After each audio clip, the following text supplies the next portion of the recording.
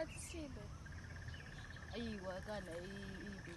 Ndakuudza kuti iwewe izvezvizvi handizvi ndombokupa mari. Ungada mari kundopinda pabhodha. Mari yekuenda ku. Wombodzokera kumusha ndoyandokutora. Nini handiona mama vakati ndikuteerere. Inzwa zvandikutaura baby. Ndoya ndikukutora paEaster inini handiti izvezvi zvinombodzokera kumusha ndokutsvagira mari yepabhodha pangadiwa mari. Handaona passport. Wangu. Iwe ndakakushta madzini kahwani unoda kutondikurira musoro here panapa nai. Saka zvine basa rei.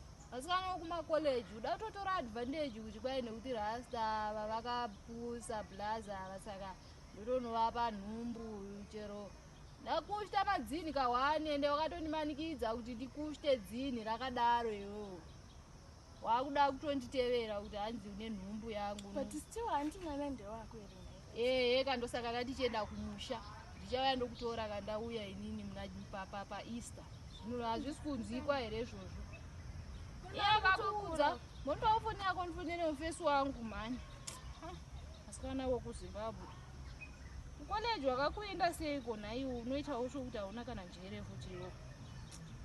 Baby ungubva wandidaro. Jamani madii. Kunikana here widi sha mboga kapu sha weda stress parapa. Pareri kuitika widi sha mboga kapu sha weda stress parapa.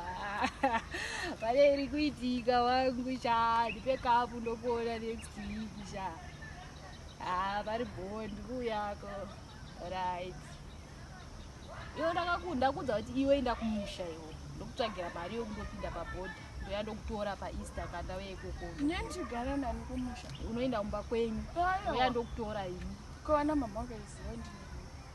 Hazvina basa unovaudza kuti ndati ndoyandokutora ini. Unogara neni kupiko? Inoi South Africa wazvinzwa?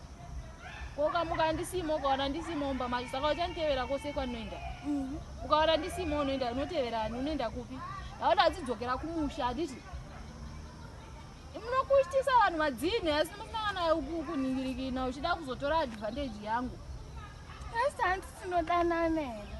Ndo zvaunobhohera izvozvo. Kudanana tati singadanani kati tida kutaura chokwadi paya.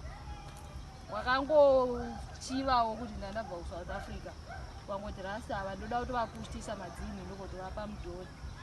But unenge wanga pamwe watogara une dzini rako mudumbu ukatoti ndera Rasta.